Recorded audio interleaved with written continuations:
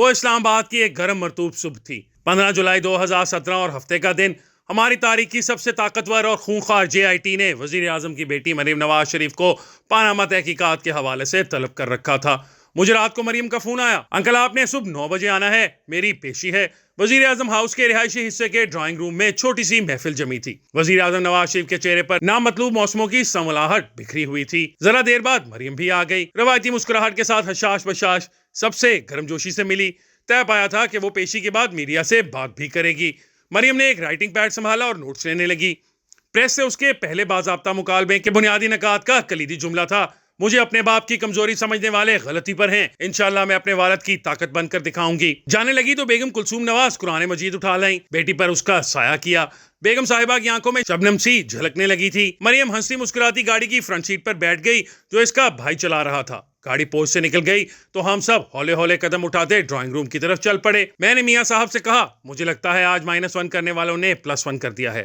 مریم پیشی کے بعد پریس سے اولین رابطے کے دوران اعتماد میں گندھے غیر متزلزل لہجے میں بتا آئی، مجھے نواز شریف کی کمزوری سمجھنے والے جان لیں، میں انشاءاللہ اس کی طاقت بن کر دکھاؤں گی۔ مریم نے اس جملے کو اپنا منشور حیات بنا لیا۔ پر یقین بیٹی نے پھر کبھی پیچھے پلٹ کر نہ دیکھا۔ ہر افتاد اس کے عزم کی دھار تیز کرتی، ہر امتحان اس کی ثابت قدمی کو مہمیز کرتا۔ تندی باد مخالف کا ہر تھپیڑا اس کے پروں کو نئی طاقت پرواز دیتا چلا گیا۔ ماں باپ نے کبھی نہیں چاہا تھا کہ ان کا کوئی بیٹا یا بیٹی سیاست میں آئے۔ بیگم صاحبہ تو سختی سے چاہتی تھیں کہ نواز شریف سے شروع ہونے والی سیاست اگلی نسل کو منتقل ہوئے بغیر نواز شریف پر ہی ختم ہو جائے۔ میں نے جب بھی مریم کے سیاست میں آنے کے موضوع پر بات کی، میاں صاحب نے صد مہری سے ٹال دیا۔ ایک دفعہ کہنے لگے، صدیقی صاحب آپ دیکھ ہی رہے ہیں ہماری سیاست کا کیا حال ہو چکا ہے، میرا دل نہیں چاہتا کہ مریم اس کا حصہ بنے۔ پروجیکٹ عمران خان کی معجون مرکب کا کشتہ فولاد بننے سے قبل جنرل ریٹائرڈ قمر جاوید باجوہ مریم کی موجودگی میں اکثر وزیر اعظم کو مشورہ دیا کرتے تھے کہ مریم کو وزیر خارجہ بنا دیا جائے۔ پاناما فیصلے کے بعد نواز شریف نااہل قرار پائے تو ان کے حلقے N120 میں ضمنی انتخابات کے لیے ٹکٹ کا سوال اٹھا۔ یہ اگست 2017 کے پہلے ہفتے کا ذکر ہے۔ میاں صاحب اور بیگم صاحبہ مری میں ٹھہرے ہوئے تھے۔ مجھے اور پرویز رشید کو بلایا۔ کھانے کی میز پر ضمنی انتخاب اور متوقع امیدوار کا ذکر آیا۔ میں نے تجویز پیش کی کہ مریم کو موقع دیں، پرویز نے بھی تائید کی۔ میاں صاحب نے سنی انسنی کر دی۔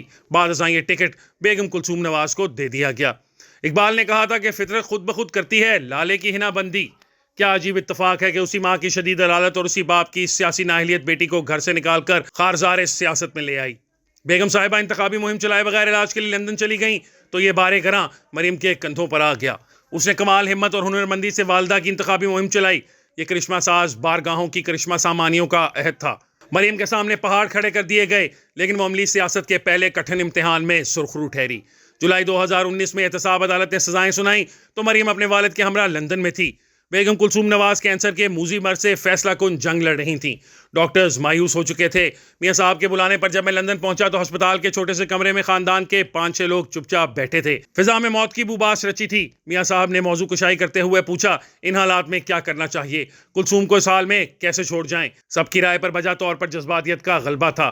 مریم کی آنکھیں سوجی ہوئی تھیں، لیکن وہ بولی، ابو جی زندگی اور موت اللہ کے ہاتھ میں ہے۔ میرا خیال ہے کہ ہمیں امی کو خدا کے سپرد کر کے واپس جانا چاہیے۔ باپ کی طاقت بننے والی بیٹی کی بات مان لی گئی۔ واپسی پر دونوں کو اڈیالہ جیل کی 2 کھولیوں میں بند کر دیا گیا جو اتنی دور دور تھیں کہ ایک پکارے تو دوسرے تک آواز نہ پہنچے۔ انہی کھولیوں میں مقید نواز شریف کو اپنی رفیقہ حیات اور مریم کو اپنی ماں کے انتقال کی خبر ملی۔ مریم نے جیل بھی بہادری سے کاٹی اور والد کی عدم موجودگی میں تھکی ہاری مسلم لیگ نون کے تنِ نیم جاں میں زندگی کی لہر دوڑا دی اور حقیقی معنوں میں عوامی لیڈر بن کر ابھری۔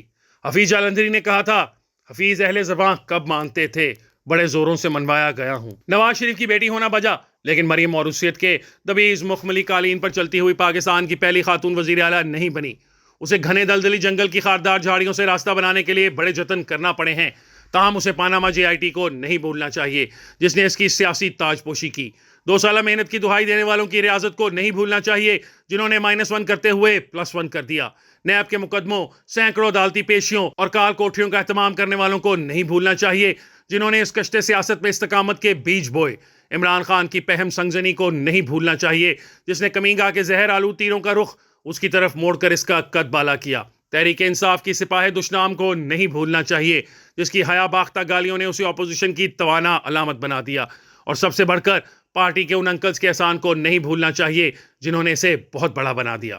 اب زندان اقتدار میں مریم کی 5 سالہ قید بامشقت کا آغاز ہو چکا ہے۔